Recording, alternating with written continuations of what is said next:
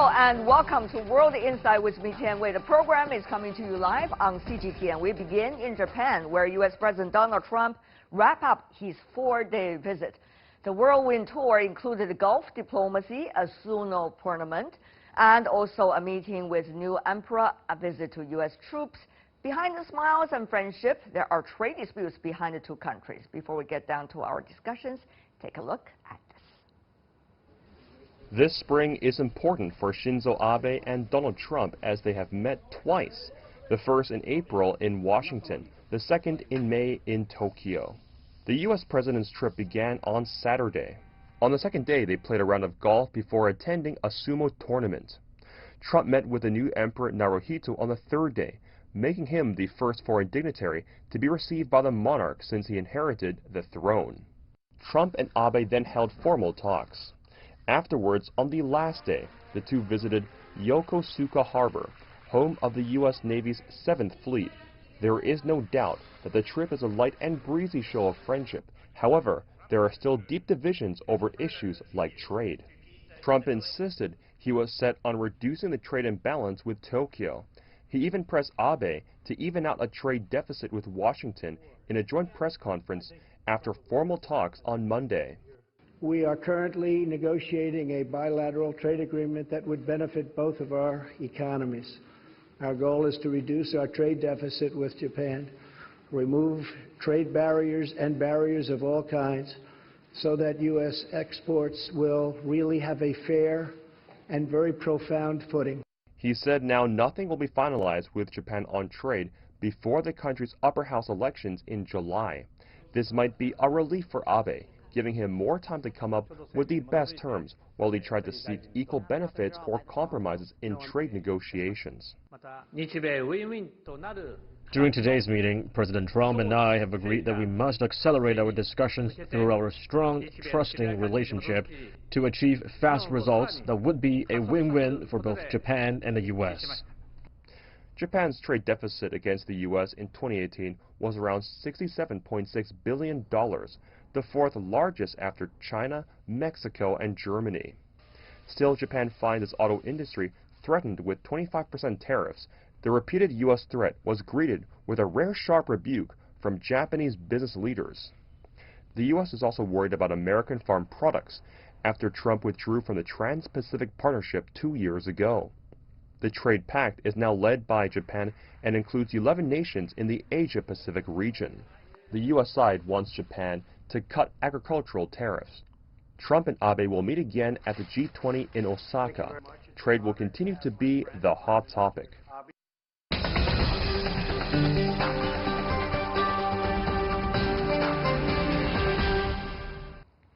For more on Trump's visit in Japan, we are joined in Los Angeles by Jonathan Pollack, a non-resident senior fellow in the Center for East Asia Policy Studies with the Brookings Institution. In Bangkok, we have Ken Jimbo, visiting professor at Thammasat University. In Beijing studio, Rong Ying, Vice President of China Institute of International Studies. Gentlemen, welcome to our program. Mr. Jimbo, of course I would go to you for the very first question since you're originally from Japan. So do you think the Prime Minister Abe has successfully postponed the clash on trade with the U.S. President this time? Well, I think Prime Minister Abe and President Trump have been engaged with each other quite well. And I think they are relying on each other, especially to address the issue domestically. When it comes to the domestic issue, currently the Prime Minister Abe's main agenda is to win the July upper house election. So Prime Minister Abe doesn't want to commit on the trade issue anything before the election. And I think the Trump administration has been considering the timing this time.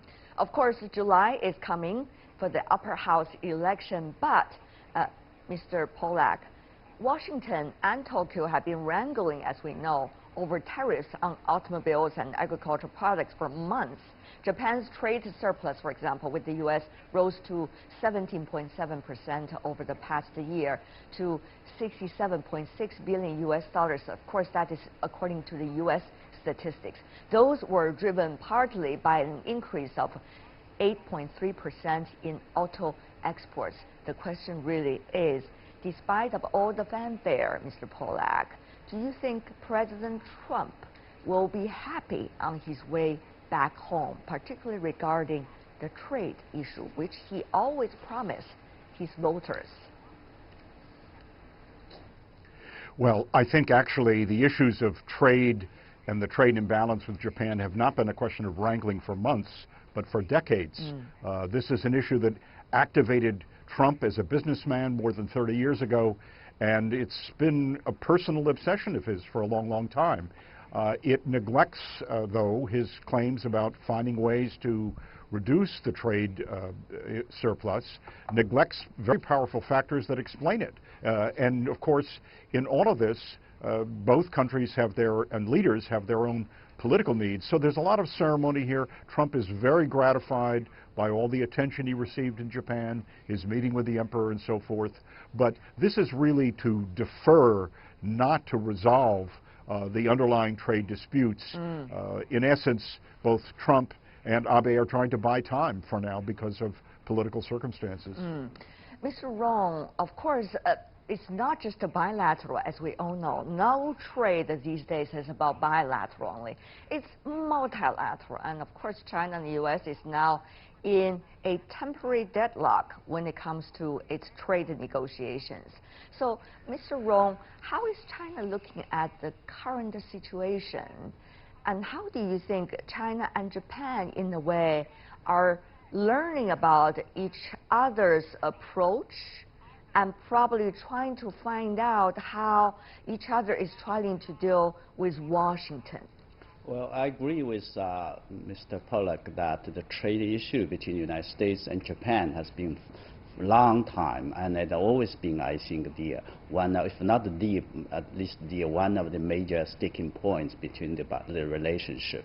As a question of the how much and China and Japan can learn from each other, of each other's experience, how to manage in the Trump administration trade policy, my answer is, it seems that we have different circumstances, even though the same or similar issues.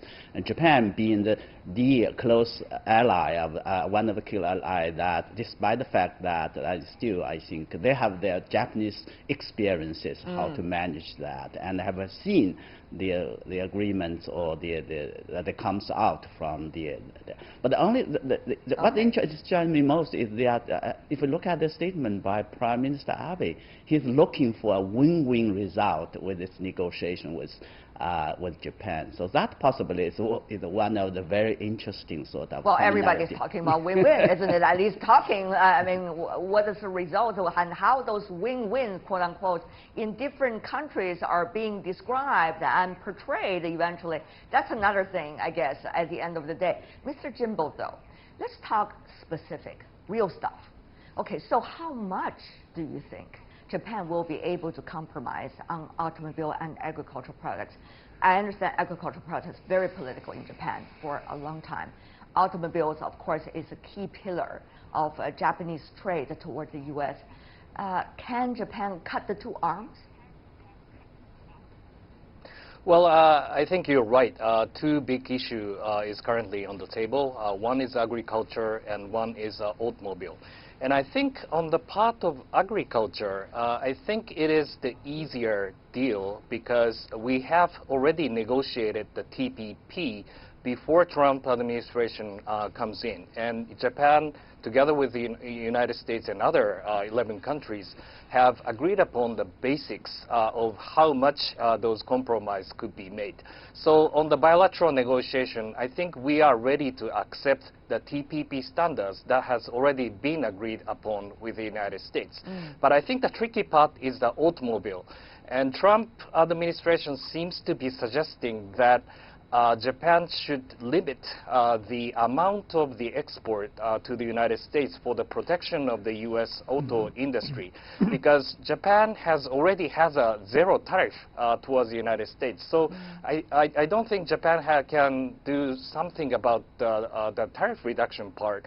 But on the part of the limiting the number of the exports, there seems to be the huge backlash from the Japanese automobile company. Yeah. This is a reason why that Moteki Right-Heiser negotiation has been still ongoing. It may take a lot of time to arrange how to negotiate with the Japanese domestic automobile industries. If I could just follow up a little bit, Mr. Jimbo, I learned a little bit, a tiny little bit of history, as vast as it is, the history, even if you look at just the past 30 years. But at the very beginning of the trade dispute between Japan and the United States, back in the 1970s, the car manufacturers were trying, to a certain extent, to cut back their production, particularly exports to the United States as well. But it didn't work, even eventually politically. And the whole thing began to spin out of control when it comes to trade dispute between Japan and the United States. So this time, you talk about already zero tariffs. So what else do you think the Japanese manufacturers could do, and how much Japan can really suck it, because relation between Japan and the United States is very important to you? Sure. I think the experience of 1980s also shows that amount restriction may not be a good resolution on this trade dispute. And I think it is very important to take a comprehensive viewpoint of the sheer balance of the economic relation between two sides. It is not only the trade imbalance, but also the private investment and the government procurement takes a very important role in our relationships. So if there will be a more investment towards the United States, that will serve more employment in the United States. If our government buys more goods from the United States, especially on the military equipment like F-35 and future generation fighters, and that will also provide a good kind of resolution for the imbalance issues between two sides. Mr. Polak, of course, Tokyo this time already acted when it comes to purchase of planes, and even a few more than the originally reported predictions. Despite there were accidents revolving the same kinds of model of planes not long time ago without any investigation results. So, Mr. Polak, do you think the current White House will be satisfied if Tokyo, under the Abe administration, trying to make up to the trade deficit with purchase of these planes and probably other military or dual possibilities? Well, I think you've highlighted here the fact that President Trump sees the U.S. weapons industry as a key factor, not only with Japan, but with other actors, countries that have, frankly, the money to purchase these things. I don't think in any sense, though, it is really an answer or a solution, if you will. I mean, the real sad reality here is a lot of the agreements that are now being hammered out between the United States and Japan really were reflected in the TPP agreement. Trump could have had a lot of what he wants, for example, an easing of access to the Japanese market on agricultural goods and the like, through agreements that were struck multilaterally rather than bilaterally. But that's the way he is. So I think here, though, and Ken Jimbo has already highlighted this, that Japan is a major investor in the United States in any number of sectors, but especially in the automotive sector. Frankly, at this point, the American automotive production is way down for regular automobiles. So even if the limits are eased, it's not clear how much that will result in a big boost in U.S. automotive exports to Japan. Trump is trying to fix an issue here that is not a numbers game. It goes much deeper about the quality of products, the desirability of or the interest in different markets for these products. And frankly, he has always held the possibility of a threat of imposing tariffs on the Japanese automotive industries as a Right. threat that he holds over Abe. Abe actually has been very explicit about this in the past. This would be fundamentally unacceptable to Japan. And then the question would be, if Trump does proceed with that, if he doesn't get a satisfactory outcome following the Japanese election, then we are in very new territory with Japan, much like we are in new territory between the United States and China. Exactly, that's what I want to follow up with before I have Mr. Rong to involve in this conversation as well. Mr. Pollack, because the things are getting ever more complicated, it is the Indo-Pacific or Asia-Pacific region that we're talking about. It is the global supply chain that we're talking about. It is also three of the biggest economies in the world, United States, Japan, United States, China, and Japan, of course, that we are talking about. So how are we going to see trade-wise, and also when it comes to the analysis of potential about trade and economics for the future, among these three countries, how they are having one and another influence mutually in a way is extremely interesting, if not dramatic right now. Mr. Pollack, you want to shine some light for us? Well, I think that the real issue here is that President Trump wants to approach all of these issues on a bilateral basis. But the integration of these three economies tells me that it is really, that's just not the best way to think about it. But that's the way he prefers to do it. That's the way he has pushed for concessions and pushed for market access. To some extent, he may win some victories tactically. Strategically, however, I don't think he will. I think it poses questions here about the risks that a very sharp protectionist stance could create for all three economies, as well as others within the Asia-Pacific region that have utterly no interest in seeing a breakdown of existing trade relationships. I see. Mr. Rong, of course, it's been a long time. You heard about the internal discussion here in China as to how much lessons China should learn from Japan back in the 1970s, 80s, and on when it comes to trade relations with the United States. However, this is an unprecedented area that China is now in. If you look at the trade relationship deadlock going on with the U.S., at least for now. So, Mr. Rong, how is China looking at all these changes, both rhetorics and below the surface of the water when the ducks are moving their feet?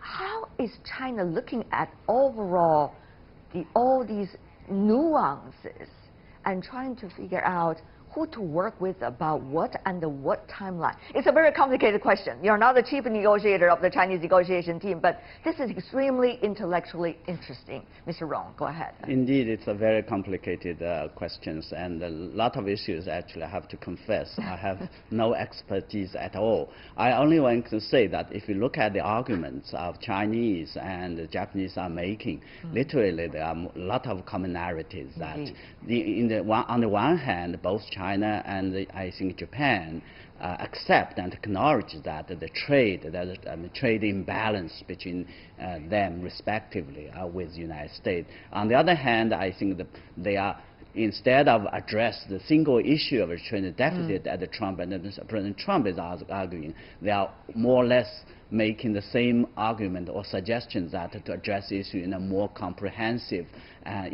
way by addressing or looking at the structural issues. Yes. And I think in this regard, indeed, I think China and Japan can learn from each other, at least share some experience. But having said that, as I said at the very beginning, I think Japan and China have a different kind of relationship with the United States. Of course. So in different, they are dealing with or manage this in a different way. But the one thing that is, I think is same, or I think Japan and China and Japan can work together, is that the two sides all want to convince President Trump that President Trump's approach is not working. And more importantly, I think it would have consequences not for the region and for the global economy at large, because after all, we're talking about three, the first and second and third largest economies, and they're so sort of independent, and their implications. Well, you should say, and we all know it's interdependent. However, there were the so-called rhetorics of decoupling. And we do see phenomena of attempts to try to decouple at least. Mr. Jimbo, that's why I want to go to you for now. The Huawei issue, of course, is a complicated one, but it's a global supply chain in which Japan, with its advanced technologies, is also involved, its interest in overall here. And Huawei is only one Chinese company that we're talking about. Japan and Chinese economy so much intertwined with one another. So if 25%, according to the Commerce Department, will in a way decides on whether a company to work with the Chinese counterparts or not, this time in Huawei, but who knows what others involved. What would that mean for the Japanese industries? I mean, it's not just one branch of the industry, it's probably every branch of the industry. Well, I think that Japan is fundamentally, sharing the values and the importance with the United States on that regard. But at the same time, we are fully interdependent with the Chinese economy. And what makes us different from 1980s is the growing supply and value chains, especially around Asia. For example, I'm in Bangkok, but there are so many Japanese and multinational companies operating in Bangkok. And once such kind of value chains will be destroyed, and that will, spill over to, every economic damages as a result. So that I think that, managing the interdependence is the very important issues. And the last things, especially for the third country, wish to avoid is to choose between United States, China, and Japan. Yeah. So last year, Prime Minister Abe and President Xi Jinping came up with the mutual agreement on the so-called third-party market cooperation, which is, I think, an important attempt, to connect Japanese, for example, like free and open Indo-Pacific strategy and China's Belt and Road initiatives to find out the common place where both sides can collaborate with each other. So I think that while we having such kind of decoupling attempts, but at the same time to find out the commonality of to manage the interdependence is the way that Japan wish to pursue. Sounds absolutely fascinating. What has happened recently, and certainly the inspirations people are trying to figure out about what to do. Mr. Rong, however, we haven't talked about the strategic relationship yet, and the geopolitical one. Of course, Japan and the United States, as we all know, are close allies in the Asia-Pacific region, now what they consider as the Indo-Pacific. So a much closer relationship between Japan and Washington. What does it mean for China? Meanwhile, while China and Japan are getting ever closer, particularly on trade and many other issues regarding the United States, there is the issue of history and the Pacific Constitution, whether that's going to change as a result of an upper house parliament election or not, and what's the aspiration for Prime Minister Abe indeed in heart. So, Mr. Rong, how is China looking at all these factors working at the same time? Indeed. Once again, a very complicated question. Sorry, sir. Indeed. There are many factors that are being interacting one after another. Let me just be very clear. And I think first and foremost, I think China, does not believe that kind of zero-sum game that one set of relationship, bilateral relationship, would be, sort of against the other.